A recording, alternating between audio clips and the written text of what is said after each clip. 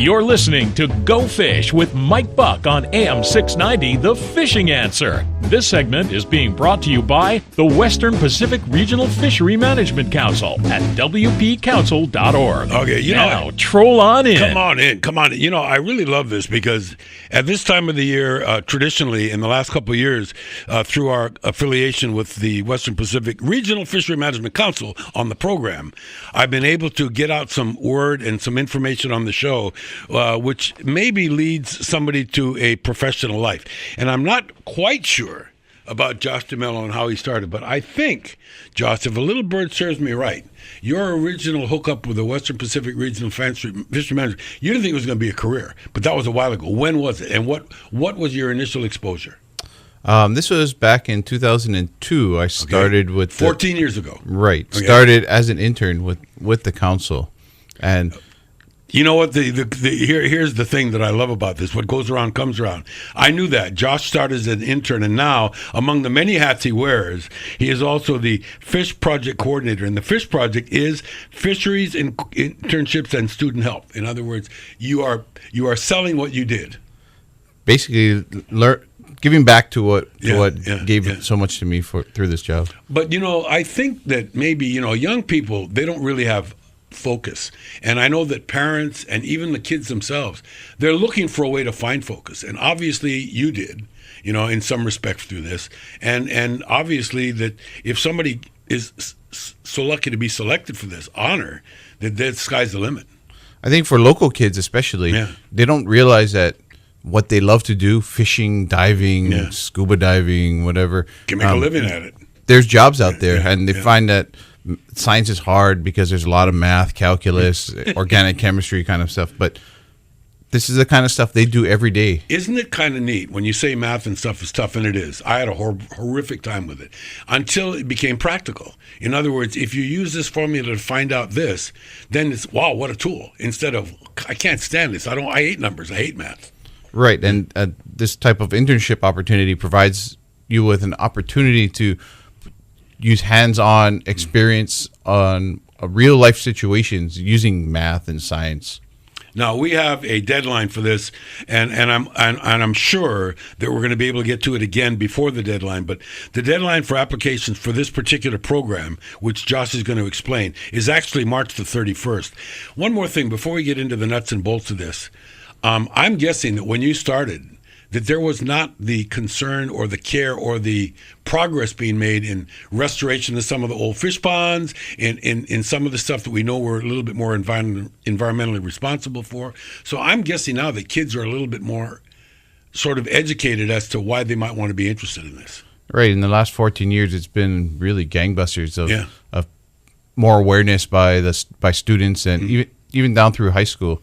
Some of it, you know, is some of the stuff the council has helped with through its fisheries course and others, but there's been more attention, and there's more, especially Hawaiian kids really want to get into this kind of work. Yeah, and you know, we found out, and those of you that are regular listeners to the program, it's tough.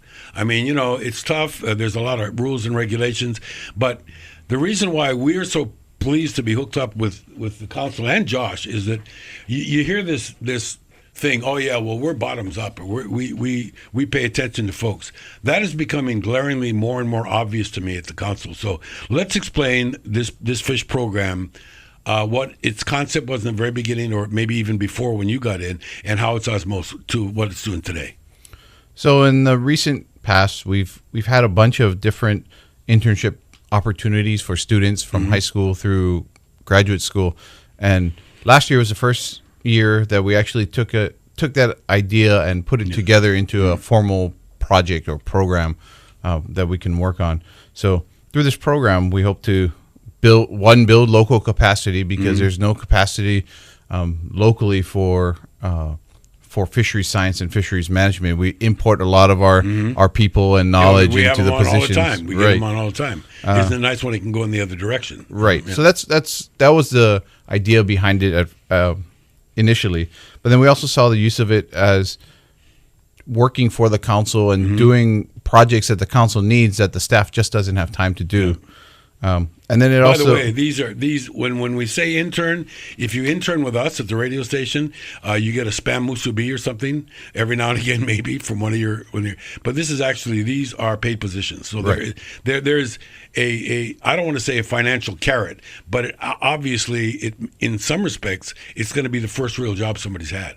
Exactly, and you get the experience working in an office, Yeah. in a professional office in a professional setting, and you get that understanding of what the council does, what fisheries does, especially for students that are in conservation fields that you only hear one side. It's our opportunity to provide that balance, and hopefully they take it back to their families as well. I bet it's an eye opener for some kids because you got to be there. It's like you got to get there. You got to be on time. In other words, not only are you going to get paid, but you're also going to get a built-in reality check and maybe appreciate a little bit how mom and dad are, because they go to work every day and they Right. got to go to work every day. We see that with some of the students. It's Yeah. getting into that habit of getting up and coming into the office and not leaving until 5 o'clock. Yeah. But for me, it was an eye opener getting an internship after studying in school for marine science and learning about conserving the fish, conserving the corals, and then you get into the real world where that would be nice, but there's all these social and economic reasons why you need to allow fishing, the cultural reasons. So it provided me with that balance. Point. That's a great point, because I do know that young kids, particularly if the educational system that we're in mostly is kind of liberal, it's kind of left-leaning, and so it's like, stop everything, save the planet, Right. no more fishing. And you say, but wait a minute, my uncle, that's how he makes his living, or that's how we feed ourselves. So in other words, it's a way to find out how to strike that happy medium, how both things work. Right. Hopefully, that's what the council tries to do, and hopefully, these internship opportunities give the student those skills that they can take in both sides. This year's opportunities, what are they? So this year we have a couple of projects. We have room for a minimum of 2 interns to look at potential project topics such as essential fish habitat and mapping. So if you have GIS experience, we'd like you to apply. Also, social and economic impacts on fisheries. So what we're mainly looking at the ahi fishery with that project, and we did some work last summer, but we want to follow up and continue the data analysis. One of the things that when you talk about that is, let's say that all of a sudden some area becomes kapu for fishing, can't fish anymore. But a family doesn't get it. They've been going down there every weekend, getting their mempachi or their manini or whatever and taking it home and eating. Now they can't do it. Sure, there are alternatives. There are other things. Maybe that this is part of that. Maybe you're so lucky as if somebody that's actually involved in that part of the fishery applies for this internship. I would hope so. Yeah. At least it'll help us and learn more about the social impacts, and then help them learn how to navigate that process. What about this? Sometimes people said in the past when they join the Army or join the Navy, see the world. They say, "What are you?" I'm a physicist. Okay, kitchen, or I'm a cook. Okay, motor pool. Can you match up what somebody expects out of this internship with chores, or is it vice versa? Do you try to find somebody square peg, square hole, so that somebody's going to match in what you're trying to accomplish? I think it really depends on who applies and what skill set they have. What we do is we match up the student with a staff mentor to provide them with guidance throughout their project and hopefully a little bit more mentoring in the experience. But we try to look at what skills they have, what kind of courses they've taken, what's their interest. We ask them which project they'd like to work on, and then we see which staff actually have the time to do this project and sort of match them up. The vetting process, you got to make sure. And then we want to make sure that they're a cultural fit in the office and that the mentor, it's someone the mentor can work with. This being said, and it to me it's wonderful. You say it's an 8 to 10 week thing. It's over the length of the summer, but I would imagine that you've had more than, now that the program's been running as long as it is.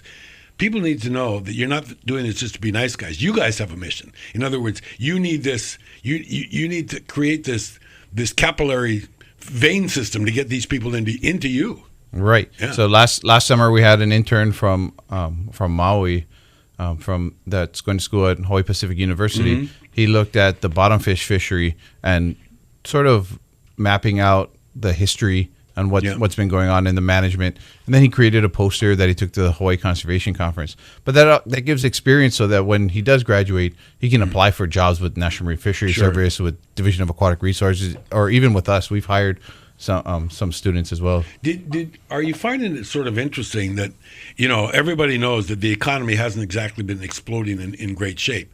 Unemployment is down. I mean, that's true, but people are still struggling here. And I think it's sort of neat to know that there's continual concern on what the council does, because I know that you guys, just like every other organization, towards the end of every year got to put together what are we going to get, what are we going to do. For those that don't know, how does the funding work for this job or for these jobs? Well, the funding comes from the council's budget, out of our budget, and our budget is appropriated by Congress every year. Right. So the more friends we have in Congress and the more good interns we can get to do a good job, the more likely you're going to continually be funded. And hopefully we can eventually grow this program that there's other organizations or partner agencies that would like to come on board, and we can find an intern and stick them in their agency as well. Yeah, and gang, the way this word gets out, as Josh has explained, you're not going to be walking into a torture chamber. This is going to be a gradual introduction to what's been going. But I want to tell you, there are only 2 openings at this time. Maybe there might be a little bit more, but we know at least for 2. And that means that there's going to be some applications that don't quite make it. That's not to say that they couldn't reapply, but tell me how the process works. The deadline to get in an application is March 31st. What kind of stuff is addressed on the application? So it's basic contact information, and then it asks what's your project that you're interested in, and then it asks. So on the website, can they look at the projects and say, I'm interested in this one because? Right. On the website, there's a list of project descriptions that they can look at, and then the application continues with what are your reasons for wanting an internship, what kind of skills can you bring to the council, what do you expect to get from the internship, and then you can add on your CV or resume and references or your transcripts. If you can remember back to when you walked in the door to do yours, was it sort of intimidating? I mean, you were sort of, holy smokes, what am I getting into here? What's this all about? Definitely very intimidating. I mean, I was 23 or something, and these are all professional adults, and I knew nothing. Now it's your turn. But see, the part that I think is important is that it's not easy, but if you are allowed and you do this, you're going to be. If anything else, self-esteem is going to go up, your value to yourself is going to go up, and maybe the decision-making process of, okay, what do I want to do when I grow up? How many people have you been able to interact with that have been through this program that have gotten into the field?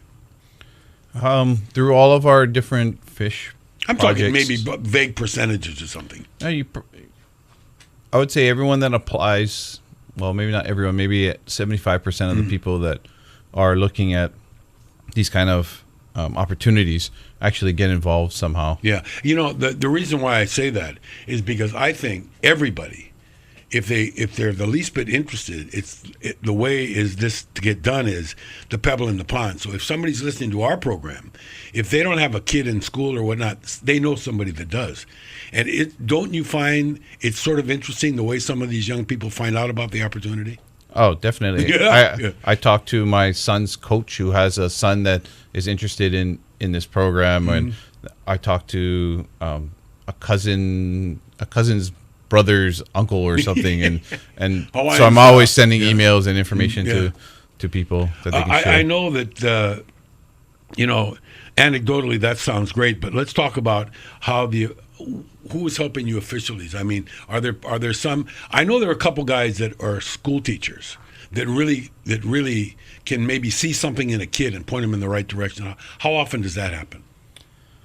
We do. We have some professors who know what we do. We'll point their students in our direction. A lot of times it's fishermen's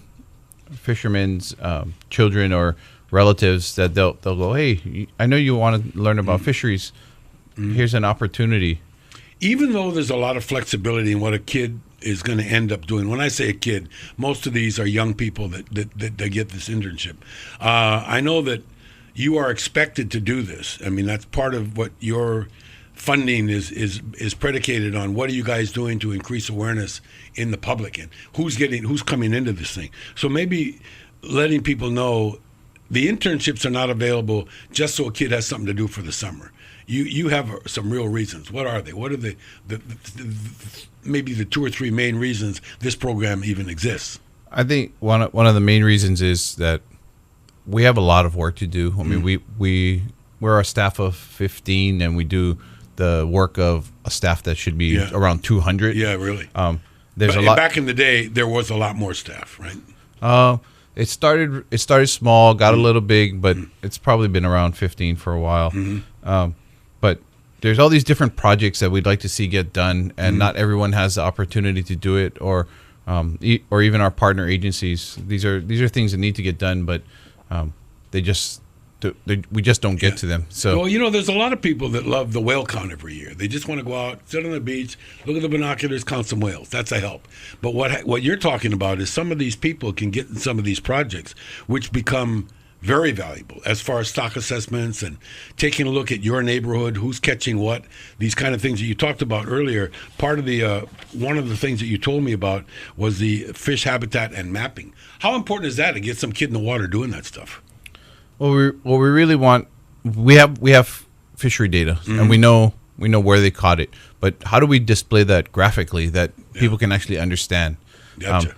So that's one of the projects is looking at doing a spatial analysis of where people are fishing, so we can use it in our amendments that change the rules, so it's practical. That's the fascinating part to me, Josh. The fascinating part to me is that people that think that they're going to come down there, get some tobbies and a scoop net. This is an office job. You're getting into the guts of how the council operates. Right. And when I graduated, I thought, I'll go dive, or I'll go swim with dolphins, or count whales or something. But in reality, those jobs, while they're nice and they're probably perfect for when you're young, and they're certainly fun, right?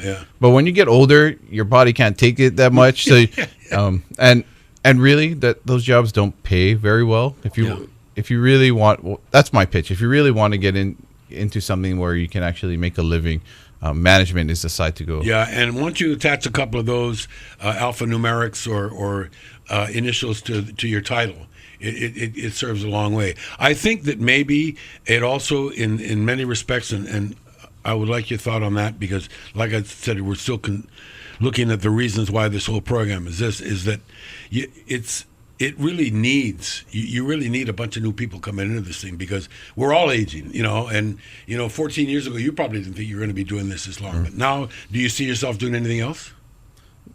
Not right now. I mean, really. There's a real big opportunity to get people in the door now, because the baby boomer generation is starting to retire. Yeah. But they have been starting to retire, and they're going to continue retiring for the next 10 years.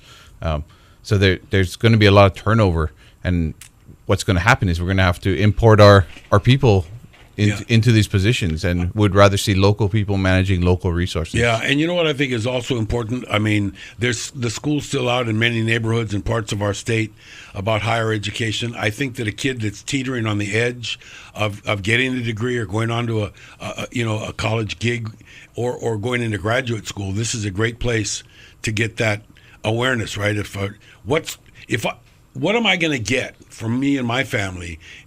What do I need to put in to get to where I need to go? Right. I spent 6 years in undergraduate trying to figure out what I wanted to do. Took me half of that time, 3 years, to decide, I love the ocean. I go surf all the time, dive, paddle, whatever. And then it took another 3 years to figure out, what do I want to do after I get that marine science degree? What am I going to do? Fisheries wasn't even on the radar. If I knew about fisheries at the beginning, I probably would have went to a fisheries school. Yeah, and therein lies the difficulty, because I do know that in many respects, part of our sister gang, in ship fitting and repair and actually fishing, there's a dearth of people a lot of people that are needed for that too. And maybe somebody might come into the office as an intern and decide, you know what, I want to be on a boat for as long as I can be. Then I'll come back into the office. Those are options too. Right, and we're not looking for just marine science, marine biology, oceanography type of majors. If you're a social scientist, we'd like you to apply too. Yeah. Because and the reason for that, once again, would be about getting into the communities and helping communities stand up for what they need and yet still be responsible, right? Right, and learning about surveys and how to analyze that data, and those are a skill set we need. There's habitat and mapping, so geography majors. We have on staff we have a music major, but his background is in the Hawaiian sovereignty movement, so he's really good with the indigenous rights. But well, by the way, on a regular basis, I know that mainly what the council deals with is offshore. You know, we look at the fisheries big, but there is an awful lot of cross-pollination with some of the current issues. You know, right now, some of the things that are going on, some young people in the Hawaiian community don't think that their interests are being represented as well as they could be. Maybe this is an opportunity for somebody in that area to say, hey, you know what? You know, we talk about fish and poi. These are the fish guys. Let's go find out what's going on. And it's an opportunity to train so that you can get into those areas where you think you're not being heard from. If you have your own people in there, then it's more of a likelihood for them to be hearing what you're saying. Out of just as things osmose and change, how have these positions changed from when you had it? Obviously, there's new areas of concern, particularly in technology. There's more and more things going on. 14 years ago, as an intern, what was expected of you, and what kind of a program was it that you walked into? I was basically just put into a room and said, "Here's all the data. Here's all the data. Make some graphs and do some analysis." And now we're trying to, with this program, we're trying to be more hands-on, mentoring the student, providing them direction, helping them with other things as well. But there's so much more going on than just looking at the data, because we've noted that there's a lot of gaps in our information that we need to go and look at. So it's a little more exciting. It's really more useful things that the council can. Josh, what about this question? You and I have talked about this a lot. We spend a lot of time on this program with stock assessments and surveys and data information. I would imagine that there's been a paradigm shift since you started, that the information now is way more valuable. So when a kid is asked to compile something or interpret something, that it's a lot more real than it used to be as far as reliability. We try to make it for the project. We try to make it a little more real. For something like bottom fish, if we're going to look at bottom fish social impacts or even the habitat, we try to make it so that they understand that it's going to actually be used in a stock assessment, and that stock assessment is used to set the quota, and then that quota is really what affects the fishermen. So it's all in that it's chain. Like dominoes, right? Yeah. One thing goes, everybody goes. Right. Yeah. Interestingly enough, okay, so now you're getting the message. There are at least two, possibly more, but this is called the Western Pacific Regional Fishery Management Council undergraduate summer internship. So that says already pretty much that we're looking at college boys and girls, college men and women, and that we are asking them to be able to commit to 8 to 10 weeks. Yes. Yeah. And it's in Honolulu. Yeah. So if you're not in Honolulu, we don't pay for relocation, but so you'd have to have a place to stay. Find here. Auntie, ask Auntie, tell her you got this opportunity. Right. Bite your cousin or somebody, you know. Right. You got a place to stay, you're going to get taken care of. Easiest way to do this, obviously, people are way more techie than they used to be. Should they go to wpcouncil.org and then what? wpcouncil.org/education and outreach/internships. And in there's all the information. There's a document on the potential projects, so the description, and then there's a web link to the application. If someone can't access the application, you can always email me at joshua.demello@wpcouncil.org or call the office at 522-8220. Then we can get you a hard copy application. Yeah, and also, you know, you can email me if you'd like, the MikeBuckShow@gmail.com. But the easiest thing is to just go to online. By the way, I got to tell you, there's been a lot of time spent and effort spent on the website. It really pays off. You know, I mean, you can find out episodes of this show. You can see a lot of reports, a lot of videos. I think that a lot of people interested in the field, Josh, are probably visiting that site a lot more often than they used to.